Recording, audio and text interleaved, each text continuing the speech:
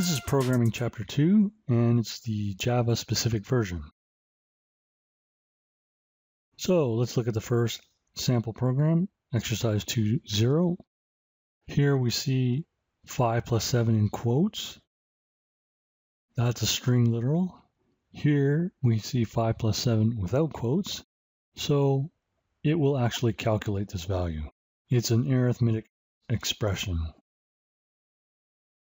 Again, here we see number in quotes, so it will print that out literally. Here we see number without quotes. That means it's going to print a variable. Number has been assigned a value of 23, so that's what we'll see. Finally, we see str in quotes, so it will print that out. Here we see str without quotes, so it's going to print out the value of that variable. str is a string, so it's going to print out this value. So let's run this.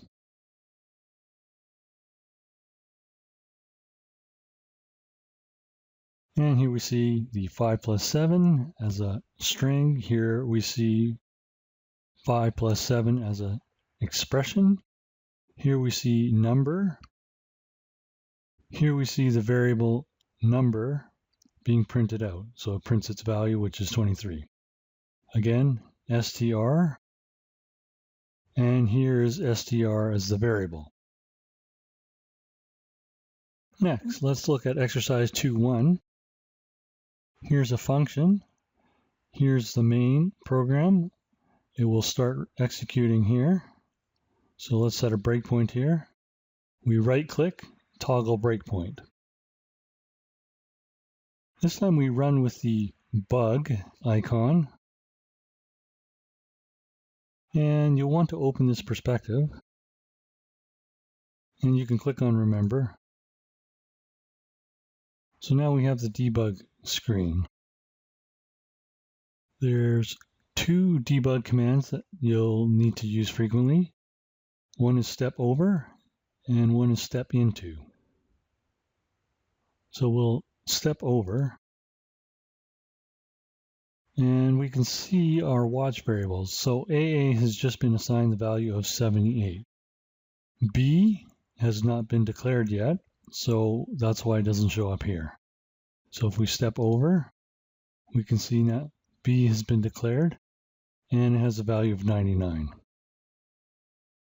Now, if we choose step over, it will just execute this function and go to the next statement. If we choose to step into, it will actually go into this function. So we can see that add is passing AA into A and B into B. So here we have a local copy of 78 and 99. Because we're in this function, it no longer sees this AA and this B. Now it's just going to add these two values and return it. And we can choose step over. Another function that we have is return, so it'll go out of this function. And now it will execute this line. The value of A plus B has now been put into this spot. And now it's printed this line. And it's complete. We can just run it or stop it. When you debug, it stays in debug mode. If you want to go back to the previous view, you click on Java.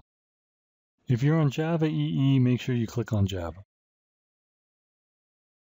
If you need more space, we can close these windows.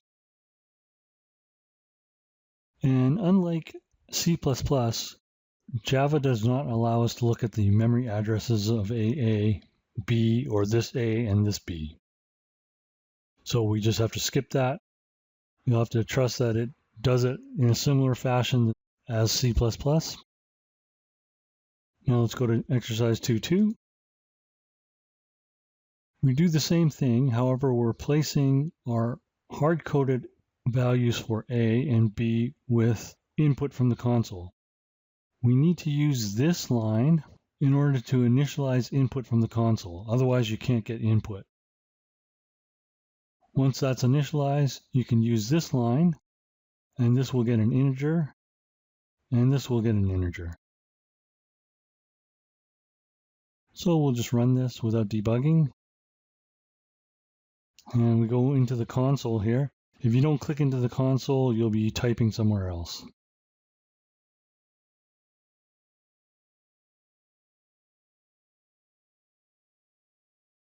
And the program's complete. It says terminated here.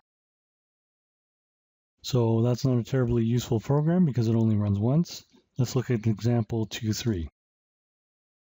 So what we have here is a loop, and it loops forever. Inside the loop, we check for a Q, a capital Q, and a lowercase q. So as long as the first character is a Q, it will exit the program.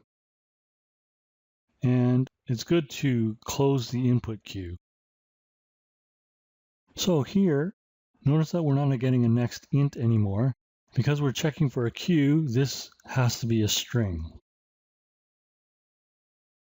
After we get that string and it's not a Q, we're going to parse it as an integer. And that's what this function does. So let's run this. And first number, 5784. And then we can enter some more numbers, 6723. And I can enter a Q, or I can actually just type quit. It ignores the rest of the characters and just checks the first. And it says it's terminated. And that completes this Java-specific lesson.